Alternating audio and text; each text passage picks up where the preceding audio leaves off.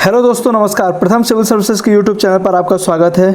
मुख्य परीक्षा की क्रैश कोर्स की श्रृंखला पर आज हम प्रशासन एवं प्रबंधन का चौथा वीडियो लेकर आए हैं, जो कि मुख्य परीक्षा के न्यू पैटर्न पर आधारित रहेगा। तो दोस्तों, वीडियोस के साथ बने रहें। चैनल पर नए हैं तो चैनल को सब्सक्राइब कर लें। वीडियोस पसंद आ रहे हैं तो वीडियोस को लाइक कर लें and press the bell icon, जिससे हमारे सभी वीडियोज़ का लेटेस्ट नोटिफिकेशन आपको मिलता रहे। चलिए शुरू करते हैं।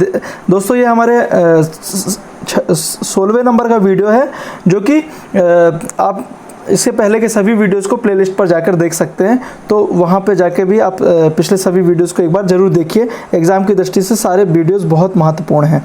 तो इसके तहत आज हमने इस श्रृंखला में 3 मार्कर के थोड़ा सा क्वेश्चनों को हमने बड़ा किया है, जो कि हम अभी तक 3 मार्कर के 5 क्वेश्चन लाते थे, वो हमने जस्ट डबल कर दिए हैं। और ऐसे ही 5 मार्कर के 2 क्वेश्चन आते थे तो 4 हो गए हैं, और 11 मार्कर के 2 क्वेश्चन, मतलब जस्ट डबल कर दिया है हमने।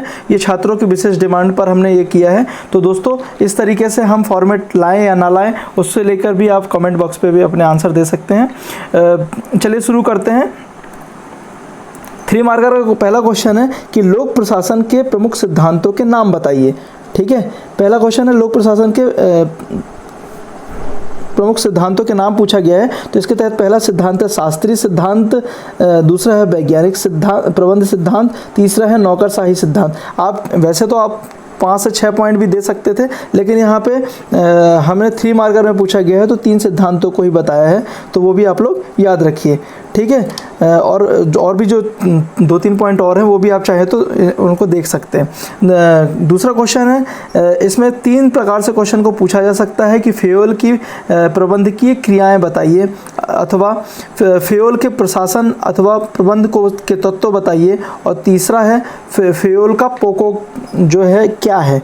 ठीक है, तो इस तरीके से आप किसी भी तरीके से क्वेश्चन को पूछा जा सकता है। तो इसके तहत क्या क्या आता है, पोको प्लान कौन कौन सा है, उसके तहत हम बता देते हैं कि पहला है इसमें P4 है नियोजन, मतलब प्लानिंग।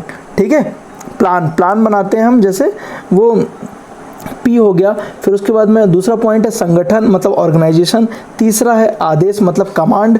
ठीक है, और चौथा है कोऑर्डिनेशन मतलब समन्वय, और 5वां पॉइंट है नियंत्रण, मतलब कंट्रोल। तो ये 5 पॉइंट आपको पता होना चाहिए। पोको का जो भी अवधारणा है वो उससे संबंधित ये 5 पॉइंट महत्वपूर्ण है एग्जाम की दृष्टि से। तो 3 मार्कर में पूछा जा सकता है, इंपॉर्टेंट क्वेश्चन है। ठीक है, नेक्स्ट क्वेश्चन देख लेते हैं। क्वेश्चन नंबर 3 है कि हेनरी फ्यूल का योगदान बताइए। तो इनको देख लेते हैं कि इन्होंने संगठन के 14 सिद्धांत की रचना की और प्रबंध की सार्वभौमिकता को स्पष्ट किया, जर्नल एंड इंडस्ट्रियल मैनेजमेंट की रचना की। तो इस तरीके से हमने 20 शब्दों में क्वेश्चन को कंप्लीट करने की कोशिश की। एक आदर्श उत्तर हम इसे मान सकते हैं। नेक्स्ट क्वेश्चन देख लेते हैं। क्वेश्चन नंबर 4 है वैज्ञानिक प्रबंध क्या है। ठीक है, तो वैज्ञानिक प्रबंध क्या है। तो इसमें प्रबंध में वैज्ञानिक तकनीकों व विधियों का प्रयोग ही वैज्ञानिक प्रबंध है। इसके प्रतिपादक फ्रेडरिक टेलर माने जाते हैं। तो ये वैज्ञानिक प्रबंध क्या है उसे हमने समझाने की कोशिश की है कि वैज्ञानिक तकनीकों व विधियों का प्रयोग ही वैज्ञानिक प्रबंध है, और इसके जो प्रतिपादक है फ्रेडरिक टेलर माने जाते हैं। तो 5वां क्वेश्चन है फ्यूल के संगठन संबंधी 14 सिद्धांत बताइए। अब इसमें डायरेक्टली पूछा गया है 14 सिद्धांत, तो आपको 14 सिद्धांत बताने पड़ेगे, चाहे भले 3 मार्कर में पूछा जाता है। तो आपको ये आप इसे लिखेंगे तो जो आपकी आंसर शीट मिलती है मुख्य परीक्षा में, वो 3 लाइनों में आपका क्वेश्चन लगभग कंप्लीट हो जाएगा। तो इसमें हम देख लेते हैं कि कार्य विभाजन, सत्ता व उत्तरदायित्व, अनुशासन आदेश की एकता, फिर निर्देश की एकता, सार्वजनिक हितों को महत्व, कर्मचारी पारिश्रमिक केंद्रीकरण, पद सोपान व्यवस्था, समता, कार्यकाल का स्थायित्व, पहलवन या कॉपर्स दी स्पिरिट, सहयोग की भावना। तो ये 14 पॉइंट है जो कि फ्यूल के संगठन के संबंधित 14 सिद्धांत हैं, जो कि आप बिना इंट्रो दिए, बिना कंक्लूजन दिए आप 14 पॉइंटों को लिखेंगे तो भी आपको पूरे नंबर 3 में 3 मार्क्स मिलने की संभावनाएं रहेंगी। ठीक है, नेक्स्ट क्वेश्चन है 6वां नंबर कि पद सोपान क्या है। तो पद सोपान क्या है वो देख लेते हैं कि संगठन में उच्च पदों से निम्न पदों तक फैली हुई अधिकारियों की श्रृंखला पद सोपान कहलाती है। ठीक है, तो मतलब अपर लेवल से लेकर लोअर लेवल तक के जितने भी ऑफिसर्स से लेकर नीचे कर्मचारी होते हैं किसी भी डिपार्टमेंट में, इसी को हम पद सोपान कहते हैं। और यह जो श्रृंखला है दायित्व व अधिकारों से निर्मित होती है। सबके दायित्व, जितना बड़ा अधिकारी होगा उसके दायित्व उतने ही बड़े होंगे, और जितना ही छोटे लेवल का एक एम्प्लॉय होगा उसकी जिम्मेदारियां उतनी ही कम होंगी, तो उसे ही पद सोपान कहा जाता है। 7वां नंबर क्वेश्चन देख लेते हैं कि गैंग प्लैंक क्या है।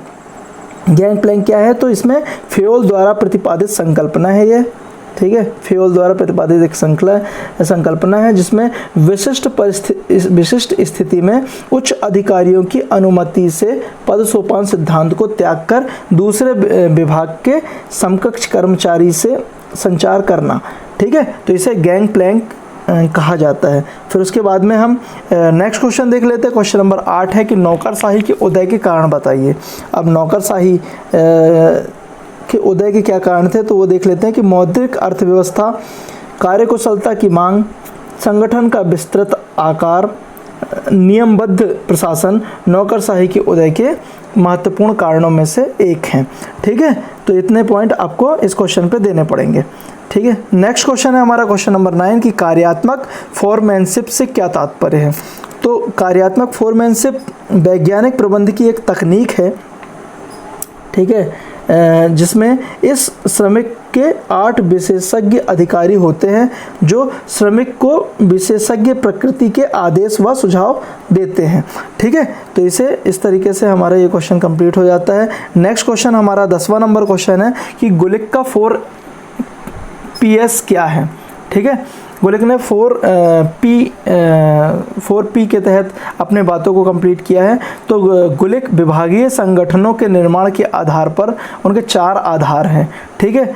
4 आधार को स्वीकार करते हैं, और वह 4 आधार कौन कौन से हैं, तो पहला है पर्पज़, दूसरा है प्रोसेस, तीसरा है पर्सन और चौथा है प्लेस।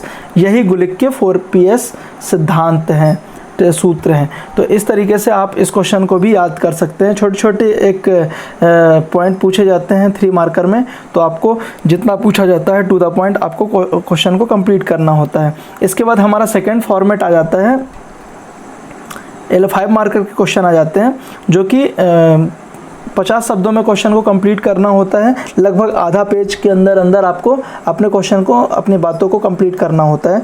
तो आप लोग इसका विशेष ध्यान रखें, और टू द पॉइंट लिखेंगे तो आपको लास्ट के जो 11 मार्क्स के क्वेश्चन होंगे उसे अच्छे से अटैम्प्ट करने में अच्छा समय मिलेगा। और यदि आप 11 मार्क्स के क्वेश्चन को पूरा अटैम्प्ट करते हैं तो वहाँ पर अच्छी मार्किंग होने की संभावनाएँ बढ़ जाती हैं। मतलब 11 मार्क्स के क्वेश्चनों में और 3 मार्कर के जो जितने भी क्वेश्चन होते हैं वहाँ एक अच्छी मार्किंग होती है एग्जाम में, ऐसा देखा गया है। तो आप देख लेते हैं कि हमारा 5 मार्कर का पहला क्वेश्चन है कि शास्त्रीय सिद्धांत की प्रमुख मान्यताएं बताइए, ठीक है। इसमें हम 5 पॉइंट में अपने क्वेश्चन को कंप्लीट करेंगे। कि पहला पॉइंट है कि शास्त्रीय सिद्धांत की प्रमुख मान्यताएं, जिसमें नवीन सिद्धांत का प्रतिपादन प्रबंधकीय अनुभवों के आधार पर किया जा सकता है। दूसरा पॉइंट है प्रबंधकीय अनुभवों का अध्ययन है। तीसरा पॉइंट है कि प्रबंधकीय सिद्धांत सार्वभौतिक सत्य है।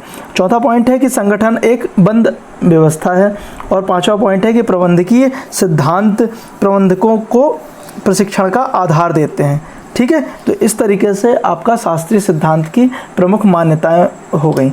फिर आप देख लेते हैं, इसके पहले भी हमने बताया था कि गुलिक का 4Ps सिद्धांत क्या है और स्पष्ट कीजिए। यहाँ पे आपको थोड़ा सा डिस्क्रिप्शन में देना है, वहाँ हमसे 3 मार्कर में पूछा गया था। तो दोनों तरीके से क्वेश्चन पूछा जा सकता है, आप लोग दोनों तरीके से अपने आंसर को तैयार कर सकते हैं। यहाँ पे देख लेते हैं आंसर किस तरीके से बनेगा कि लूथर गुलिक संगठन निर्माण के 4 आधार हैं। तो वो 4 आधार मैंने आपको पहले भी बताया था कि पहला है पर्पस, दूसरा है प्रोसेस, तीसरा है पर्सन और चौथा है प्लेस। तो ये स्वीकार करते हैं जो 4Ps हैं। अब इसके तहत आपको थोड़ा थोड़ा सभी को डिस्क्राइब कर देना होता है इसमें। तो पहला है पर्पस, अर्थात जब किसी संगठन का निर्माण किए जाने वाले कार्यों के आधार पर होता है ना, तो उसे उद्देश्य आधारित कहा जाता है, और जैसे शिक्षा, सुरक्षा विभाग, ठीक है। फिर उसके ये हो गया पर्पस। उसके बाद हम देख लेते हैं प्रोसेस। दूसरा पॉइंट, प्रोसेस अर्थात विशिष्टीकरण की प्रकृति वाले संगठनों का निर्माण, अर्थात जैसे विधि मंत्रालय, ठीक है। तो जैसे हो गया विधि मंत्रालय, तो आप लोग इस प्रोसेस हो गया एक प्रकार से।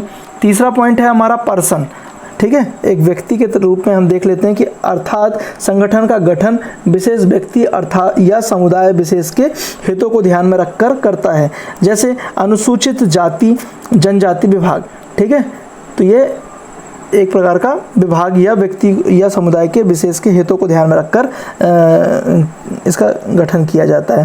फिर चौथा पॉइंट है प्लेस, प्लेस मतलब स्थान हो गया, अर्थात विभागों का संगठन क्षेत्र के आधार पर, ठीक है, क्षेत्र के आधार पर करना होता है, जैसे रेलवे के क्षेत्रीय मंडल, रेलवे के क्षेत्रीय मंडल जैसे हो गए, उस तरीके से आप इन चारों पॉइंटों को बता सकते हैं और एक छोटा सा एग्जाम्पल के तहत अपने क्वेश्चन को कंप्लीट कर सकते हैं, ठीक है। इसके बाद हमारा तीसरा नंबर का क्वेश्चन है 5 मार्कर का कि वैज्ञानिक प्रबंधन के उद्देश्य बताइए। तो वैज्ञानिक प्रबंधन के उद्देश्य पूछा गया है, तो इसमें भी आप 5 पॉइंटों में अपने क्वेश्चन को कंप्लीट कर सकते हैं। कि पहला पॉइंट है कि वैज्ञानिक प्रबंध का मूल उद्देश्य लाभ के बंटवारे को लेकर होने वाले झगड़ों का निपटारा करना और अधिकतम उत्पादन करना, ठीक है। दूसरा पॉइंट है कि श्रमिक का विकास अर्थात मानव संसाधन पर निवेश करके संगठनात्मक विकास करना। और तीसरा पॉइंट है कि श्रमिकों व प्रबंधकों के मध्य सौहार्दपूर्ण संबंधों की स्थापना करना या मानसिक क्रांति। और चौथा पॉइंट है कि कार्य निष्पादन में वैज्ञानिक व उन्नत तकनीकें अपनाना। और पांचवा पॉइंट है कि श्रमिकों के कार्य की दशाओं में सुधार करना। तो ये इस तरीके से आप 5 पॉइंटों में अपने क्वेश्चन को कंप्लीट कर सकते हैं। फिर उसके बाद में हमारा 5 मार्कर का चौथा क्वेश्चन देख लेते हैं कि नौकरशाही की प्रमुख विशेषताएं बताइए, ठीक है। अब नौकरशाही की विशेषताएं पूछा गया है, तो इसमें पहला पॉइंट है नौकरशाही की प्रकृति निवैयक्तिक होती है। फिर उसके बाद दूसरा पॉइंट है इसमें सुपरिभाषित पद सोपान व्यवस्था होती है। तीसरा पॉइंट है इसमें सत्ता उत्तरदायित्व का पदों के बीच सुस्पष्ट विभाजन रहता है। चौथा पॉइंट है कि नौकरशाही में संगठन प्रबंध व्यवस्था लिखित दस्तावेजों पर आधारित होती है। पांचवा पॉइंट है कि कर्मचारियों का चयन योग्यता के आधार पर होता है और उनको निश्चित वेतन पेंशन आदि सुविधाएं प्राप्त होती हैं। तो इस तरीके से हमारा ये क्वेश्चन 5 मार्कर के थे जो कि कंप्लीट हो जाते हैं। इसके बाद हमारा अगला फॉर्मेट है 11 मार्क्स के क्वेश्चन, जो कि हम 200 शब्दों में क्वेश्चन को कंप्लीट करेंगे और इसको हम एक अच्छे फॉर्मेटिंग के तहत क्वेश्चन को कंप्लीट करने की कोशिश करेंगे। तो इसके तहत पहला क्वेश्चन है कि शास्त्रीय सिद्धांत का आलोचनात्मक विवेचना कीजिए, ठीक है। तो शास्त्रीय सिद्धांत का आलोचनात्मक विवेचना करने को पूछा गया है। तो इसमें हम देख लेते हैं कि शास्त्रीय सिद्धांत के प्रमुख समर्थक विद्वान फेयोल, गुलिक, उर्विक और मूने रेले इत्यादि हैं। तो 3 से 4 नाम हम दे सकते हैं कि शास्त्रीय संगीत के प्रमुख समर्थक फेयोल हो गए, गुलिक हो गए, उर्विक हो गए और मूने रेले इत्यादि हैं, ठीक है। इन लेखकों के रुचि औपचारिक संगठनात्मक ढांचे व आधारभूत प्रबंधन में थी, ठीक है। इस सिद्धांत में संगठन की मित व्यापिता व प्रभावशीलता के लिए सार्वभौमिक सिद्धांतों के विकास पर बल दिया गया। यह सिद्धांत संगठन संरचना को पद अधिक प्राधिकार दायित्व से बुनी व्यवस्था मानता है, ठीक है। इस सिद्धांत की प्रमुख विशेषताएं इस प्रकार हैं। तो कौन कौन सी विशेषताएं हैं वह देख लेते हैं। पहला है पद सोपान, आदेश की एकता, निर्देश की एकता और श्रम विभाजन इत्यादि, ठीक है। दूसरा पॉइंट है यह मनुष्य आर्थिक तत्वों पर बल देता है। तीसरा पॉइंट है कि यह औपचारिक संगठन पर बल देता है और चौथा पॉइंट है यह संगठन को बंद व्यवस्था मानता है, ठीक है। तो ये इसकी विशेषताएं हो गई। उसके बाद में हम देख लेते हैं कि लास्ट में कि यह सिद्धांत आलोचनाओं से युक्त नहीं है, यह आदर्शवादी व अवैज्ञानिक है, यह मानव व्यवहार की उपेक्षा करता है, साथ ही यह संगठन को बंद प्रणाली मानता है, ठीक है। जबकि पूर्ववर्ती अध्ययनों से सिद्ध हुआ है कि कोई भी संगठन बंद प्रणाली स्वरूप में नहीं होता। ठीक है, इस लास्ट में हम छोटा सा कंक्लूजन दे सकते हैं कि उपयुक्त आलोचनाओं के बावजूद इस सिद्धांत का संगठनों के लिए महत्वपूर्ण निर्विवाद है। जिन प्रबंधकीय सिद्धांत को यह उपागम स्वीकार करता है वे लगभग सभी संगठनों में प्रचलित है और यह सिद्धांत लोक प्रशासन के विकास में सहायक रहा और अन्य सिद्धांतों व विचारधाराओं के विकास के लिए भी आधार दिया। ठीक है, तो इस तरीके से हम इस क्वेश्चन को 11 मार्क्स के फॉर्मेट में कंप्लीट किए हमने। इसके बाद में हमारा नेक्स्ट क्वेश्चन है 11 मार्क्स का दूसरा क्वेश्चन है कि मैक्स वेबर की नौकरशाही विचारधारा की आलोचनात्मक विवेचना कीजिए। ठीक है, इसी क्वेश्चन को दूसरे तरीके से पूछा जा सकता है कि मैक्स वेबर के नौकरशाही मॉडल की विशेषताओं व सीमाओं की समीक्षा कीजिए। ठीक है, तो इस तरीके से आपको क्वेश्चन पूछा जा सकता है, दोनों में ही आदर्श उत्तर यही रहेगा, तो आप लोग वो भी देख लें। उसके बाद में हम इस क्वेश्चन के आंसर की तरफ बढ़ते हैं कि किस तरीके से आप इस क्वेश्चन को कंप्लीट कर सकते हैं। तो हम देख लेते हैं कि मैक्स वेबर का नौकरशाही सिद्धांत शास्त्रीय की श्रेणी में आता है। मैक्स वेबर प्रथम विचारक थे जिन्होंने नौकरशाही का व्यवस्थित व समाजशास्त्रीय अध्ययन किया। इन्होंने किसी भी संगठन के लिए इसे अनिवार्य माना। ठीक है, उसके बाद वेबर नौकरशाही की व्याख्या शक्ति व सत्ता के साथ प्रारंभ करते हैं। इसके अनुसार सत्ता के 3 प्रकार हैं। ठीक है, कौन कौन से प्रकार है वो हम देख लेते हैं। परंपरागत सत्ता, वैधानिक सत्ता व चमत्कारिक सत्ता। तो ये 3 पॉइंट हो गए। इनमें से वैधानिक सत्ता को वेबर महत्वपूर्ण स्थान देते हैं। ठीक है, वैधानिक सत्ता को वेबर जो है महत्वपूर्ण स्थान देते हैं क्योंकि यह सत्ता विधि सम्मत होती है और इनके आदेशों का पालन इसकी वस्तुनिष्ठता के आधार पर किया जाता है। ठीक है, तो इस तरीके से हमारे यहाँ पे पॉइंट हो गए। फिर उसके बाद मैक्स वेबर की नौकरशाही की विशेषताएं इस प्रकार हैं। तो अब हम नौकरशाही की विशेषता देख लेते हैं मैक्स वेबर के परिप्रेक्ष्य में कि इसमें पहला पॉइंट है कि कर्मचारियों का चयन योग्यता के आधार पर होता है और उनको निश्चित वेतन, पेंशन आदि सुविधाएं प्राप्त होती हैं। दूसरा पॉइंट है कि नौकरशाही में संगठन की प्रबंध व्यवस्था लिखित दस्तावेजों पर आधारित होती है। तीसरा पॉइंट है इसमें सत्ता उत्तरदायित्व का पदों के बीच सुस्पष्ट विभाजन रहता है। चौथा पॉइंट है कि इसमें सुपरिभाषित पद सोपान व्यवस्था होती है। और पांचवा पॉइंट है कि नौकरशाही की प्रकृति अवैयक्तिक होती है। तो इस तरीके से आप 5 पॉइंटों में इसकी विशेषताओं को बता दिए। अब हमारा अगला पॉइंट यहाँ पे है जो हमसे पूछा गया था कि नौकरशाही सिद्धांत की परिवर्ती काल में कई आधारों पर आलोचना की गई। तो कौन कौन सी आलोचना की गई वो हम देख लेते हैं कि यह अत्यधिक नियमानुमुखी व दृढ़ संरचना युक्त है, अतः यह लक्ष्यों के विस्थापन को जन्म देती है, जिसमें मार्टन, सेल्जनिक आदि आते हैं इसके अंतर्गत। फिर दूसरा पॉइंट है इसमें मानवीय तत्वों की उपेक्षा की है, जिसमें साइमन आदि हैं। और तीसरा पॉइंट है वेवलेन मार्टन ने इसे प्रशिक्षित अक्षमता कहा है। ठीक है, तो ये हो गए पॉइंट। अब इसके बाद लास्ट में हम छोटा सा कंक्लूजन कि उपयुक्त आलोचनाओं के बावजूद नौकरशाही कमोबेश प्रत्येक प्रशासनिक संस्कृति का हिस्सा है। यह कथन सत्य प्रतीत होता है कि कोई भी समाज जो एक बार नौकरशाही से प्रशासित हो जाती है उसके विकल्प के बारे में नहीं सोचता। ठीक है, तो इस क्वेश्चन को आप इस तरीके के फॉर्मेट में आप कर सकते हैं। ये लगभग 2 पेज में आप इसको लिखेंगे तो आप 2 पेज में इस क्वेश्चन को कंप्लीट कर पाएंगे। और दोस्तों इस तरीके से ये हमारा वीडियो कंप्लीट हो जाता है। तो दोस्तों वीडियोस पसंद आ रहे हैं तो वीडियोस को लाइक कर लें, चैनल पर नए हैं तो चैनल को सब्सक्राइब कर लें। और प्रथम सिविल सर्विसेज का प्रयास आपको कैसा लग रहा है वो कमेंट बॉक्स के माध्यम से आप अपनी प्रतिक्रियाएँ दे सकते हैं। तो मिलते हैं नेक्स्ट वीडियो पर। धन्यवाद।